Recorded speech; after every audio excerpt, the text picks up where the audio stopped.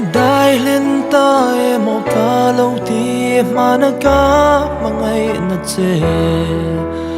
an tham rul ta em một ca ti trin nun hlui ngày zong po mà se sắp mel ka tôn trang in kim tên an lo thar le trin ikhia ngoi nu po hi e di hlui ngili lo har ka ti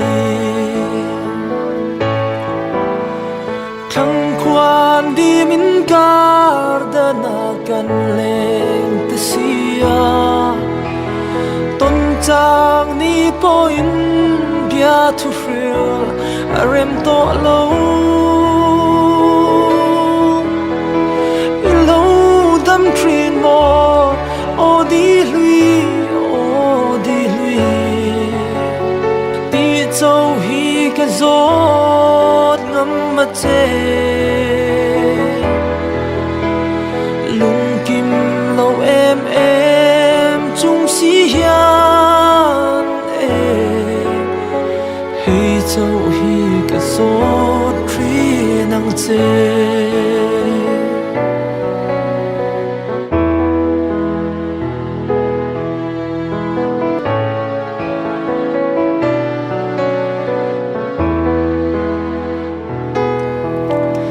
lên lại par khan kan hlim lai khan in thren le hian kan moi lo ma se chan to khwarel ang zo kin kan lo in thren ta mo nun hlui le nang ai ru khli ra kan lo tuar dai to tur he ka don khol chang in le hring nun hi kai zong a sei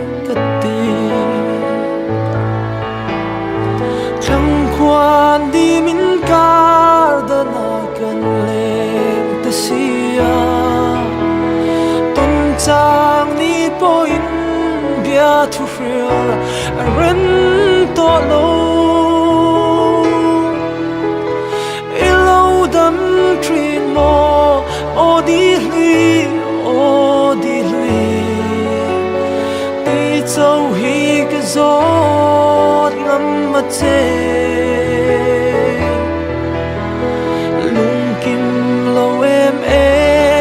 chung si hian hei châu hi ka zot tri ang che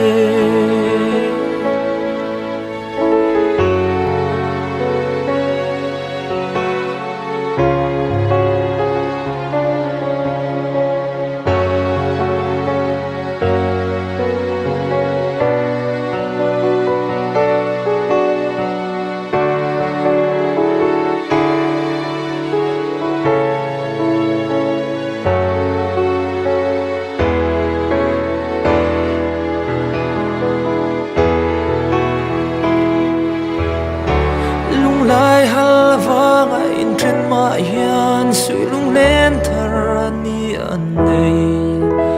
du te trang la ya pom to nu ngil ni a har an ti thin lai thar chang ni te tam ma se dam te a tuar tum zokin kum tuang in ne pom lai di to na rin om i tum zok ang quan đi min kar da na kan leng te sia tôn trang ni po in bia thu frill arem to lo ilo dam trin mo o di hlui ti châu hi ka zot ngam ma che kim lo em chung si hian hei châu hi ka zot tri nang che